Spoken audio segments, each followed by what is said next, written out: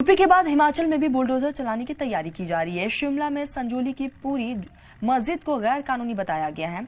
अब नगर निगम commissioner court ने पूरी मस्जिद को तोड़ने का ऑर्डर भी दे दिया है। शिमला से एक्सक्लूसिव रिपोर्ट आपको दिखाते हैं।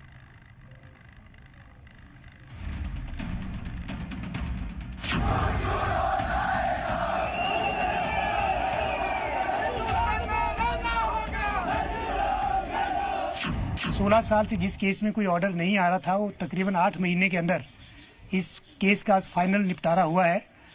और फाइनल निपटारे में कमिश्नर साहब ने इस पूरी संजौली मस्जिद को इलीगल और अनऑथराइज्ड बताया है और पूरी मस्जिद को गिराने के आदेश आज पारित किए हैं। एक बहुत बड़ी जीत उन लोगों की है जिनके ऊपर झूठी FIR बनाई गई और जिन्होंने पुलिस की लाठियां खाई, जिनके ऊपर जो है कैनन वाटर जो है वो बरसाया गया था। आज उनके लिए कि मरहम का काम करेगा। शिमला की संजौली मस्जिद पूरी की पूरी गैर कानूनी है और इस मस्जिद पर जल्द ही शिमला नगर निगम का बुलडोजर चल सकता है। शिमला के नगर निगम कमिश्नर कोर्ट ने ऑर्डर दिया है कि मस्जिद की बाकी 2 मंजिलें भी गैर कानूनी हैं, इसीलिए इसे भी गिरा दिया जाए।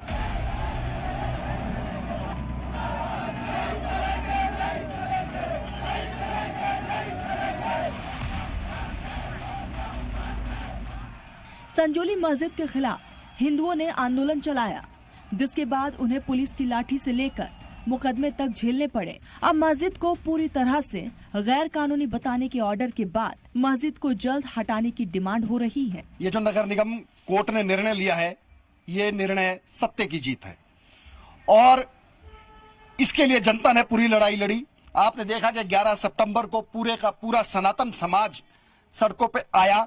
जब सनातन समाज ने कुछ पीड़ा महसूस की कि ये मस्जिद उसकी पीड़ा का कारण बन रही है, ये मस्जिद जिहाद के अड्डा बन चुकी है, उस पीड़ा से आहत होकर ही सनातन समाज बाहर निकला था और उस सनातन समाज की आवाज पूरे देश में गूंजी और कहीं ना कहीं आज का निर्णय उसी जीत का प्रतिबिंब है। सनातन धर्म की ये जीत हुई है और एक सच्चाई की जीत हुई है, तो हम सभी लोग इसमें बहुत ही खुश है कि सच्चाई की आज ये सनातन धर्म की जीत हुई है। कागज जो है वो इनके पास नहीं दिखा पाया, इसलिए शायद कोर्ट ने यही फैसला दिया होगा और हम तो यही कहते हैं कि सनातन की जीत है। हम लोगों ने जो उस दिन को 1 तारीख को, 5 तारीख को और 11 तारीख को जो है हमने वो लाठियां खाई थी पुलिस की, उसमें जो है हमारी जीत हुई है। हम पे जो है वो 6-6, 7-7 मुकदमे दर्ज भी हुए हैं, तो सरकार को इसमें खुद देखना चाहिए था कि गलती किसकी है। टूटनी चाहिए।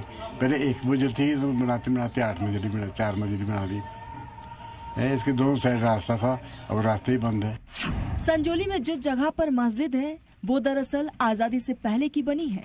दावा है कि तब वो 2 मंजिला थी। 2010 तक मस्जिद में ग्राउंड फ्लोर और फर्स्ट फ्लोर ही था, लेकिन 2020 तक मस्जिद में 5 मंजिलें बना दी गई। 2010 के बाद मस्जिद कमेटी को गैर कानूनी तामीर के खिलाफ 1-2 नहीं 35 नोटिस भेजे गए। शिमला के नगर निगम कोर्ट ने अक्टूबर 2024 में मस्जिद की दूसरी, तीसरी और चौथी मंजिल को गिराने का ऑर्डर दिया था। संजौली मस्जिद की ऊपरी 3 मंजिल को तोड़ने का काम अभी पूरी तरह से खत्म नहीं हुआ है।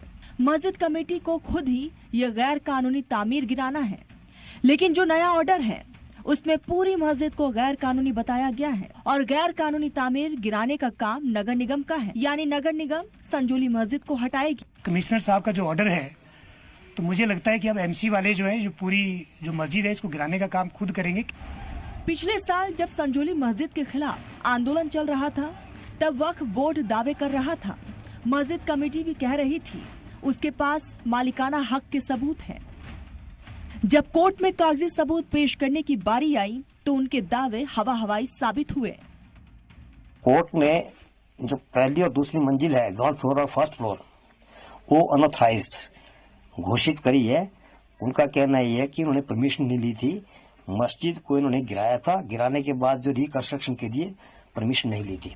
निगम कमिश्नर की कोर्ट ने ऑर्डर में साफ साफ कहा है कि हिमाचल प्रदेश का वक्फ बोर्ड 15 साल से उस जमीन का मालिकाना हक साबित नहीं कर पाया जिस पर मस्जिद बनाई गई थी।